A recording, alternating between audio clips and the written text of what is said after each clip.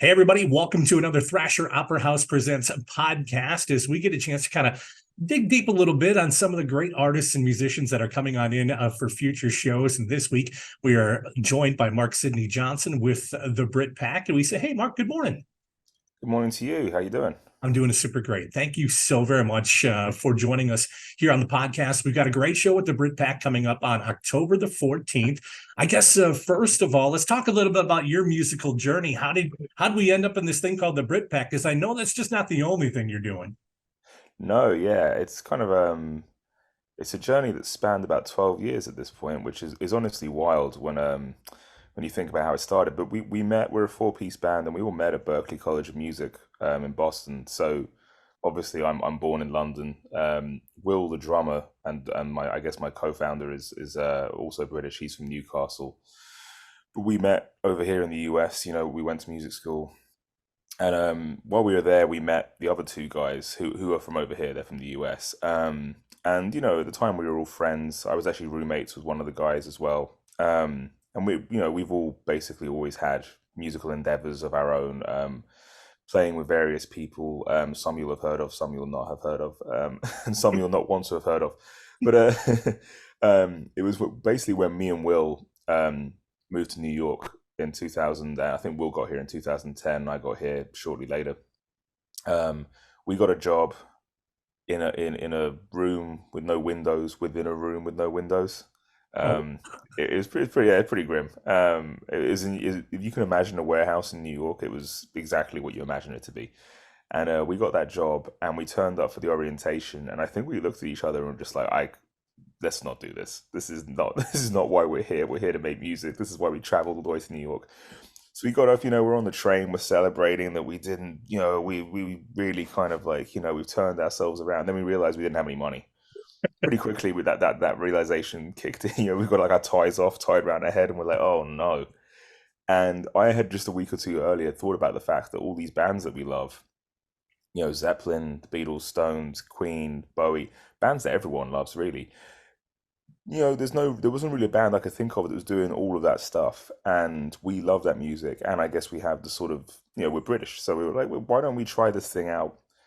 And that's how we called up the two guys. Specifically, we got Brian on bass, who's an incredible bass player. He's, was in Britney Spears' band when she still had a live band and done a lot of big stuff. And then Matt Nakoa is our vocalist.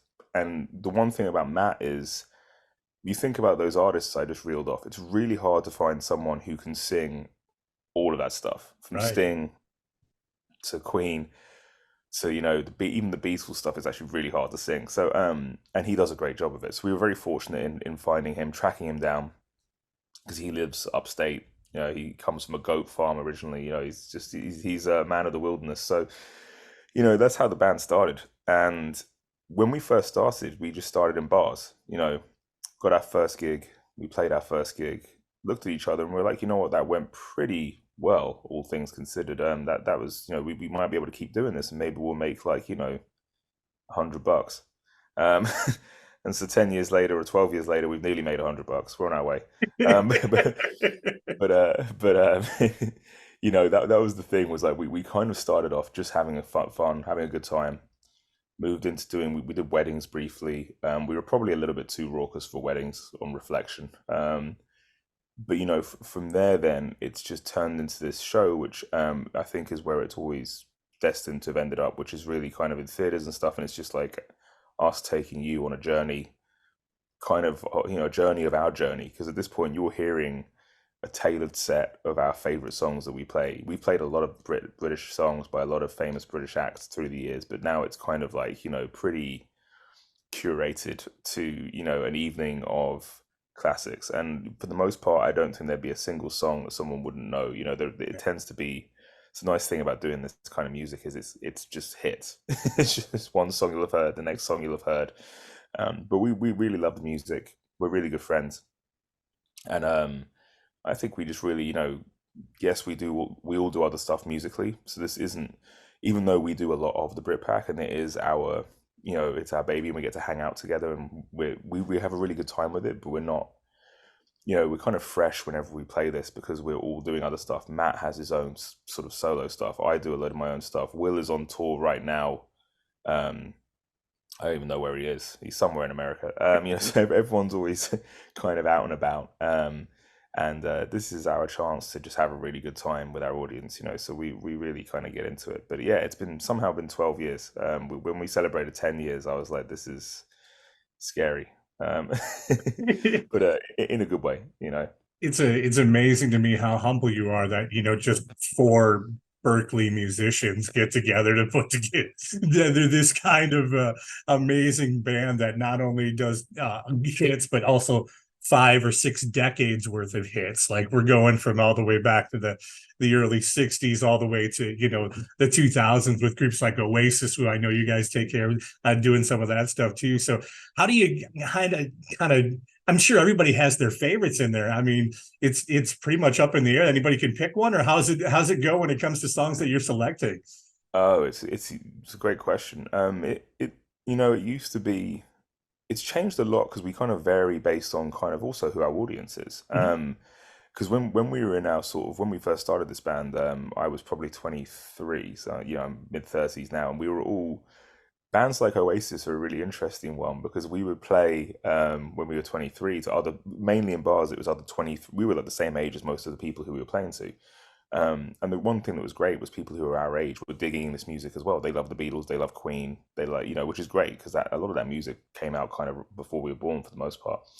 But Oasis would really go down really well. And then we went back to, every now and again for nostalgia reasons, I guess, we go back to the bar where we started in New York and we'll play. Now we're in our, we're like I said 35-ish now, but the people in that bar are still 23. They Right. they haven't got. And what I realized was like we play and they still love Queen, they love the Beatles and stuff, but Oasis are in that sort of like no man's land now, where like they're not contemporary for a lot of these kids, but they're also not classic enough. Hmm. So we would sometimes play like Wonderwall, and they would be like, "Oh yeah, from that meme, right?" And I'm like, "Oh, yes, I get." You have these moments. You're like, "Oh, maybe I don't know. Maybe Oasis needs to go on ice for a second here." Right. But yeah, Yeah. choosing the songs is really something which we've especially since our show when we play in when we come to Thrasher, for instance, or anywhere, is like it's about 90 minutes. So I mean that's a long time, but it's also not a long time when you think about the spread of artists, because by the time you've played some Beatles, some Queen, some Bowie, some Who, some Elton John, Zeppelin, you've already looking at like 7, 8 bands you're getting to there, and you start to, you really start to realize that that's already a chunk of the set just doing one of those, one song by each of those artists. Right. So it's kind of tough. We tend to try and be pretty balanced with it. Obviously we'll hit multiple songs by some of those bands if there's a lot of hits. But the truth is, at this point now, we have a framework, but we still like probably night after night we will change. We'll move around about 2 to 3 songs for ourselves, just for our own sakes. And sometimes it's just if there's a room that's really enjoying the heavier rock, then the Zeppelin and sort of the Cream and stuff will come out. And if there's if there's an evening where the '80s stuff really seems to be connecting, then we have all that sort of Simple Minds and who are Scottish, but we kind of patriated them to British, I guess in this case. It's all the same, right? Yeah, yeah. I don't know if the Scots would see it that way, but yeah, we definitely we have 1 or 2 moments where we kind of loosely break our own rules. But yeah, so the '80s stuff as well. We'll lean into that and like Tears for Fears and whatnot. So it's kind of half already like dialed in from our end and from what we know people will enjoy, and then the other half is kind of like there and then we're gonna probably have a look at you and see how you're feeling, and sometimes we'll roll together. Absolutely. We're talking with Mark Sidney Johnson from the Brit Pack. Is going to be performing here at Thrasher Opera House coming up on October the 14th. Grab your tickets at thrasheroperahouse.com.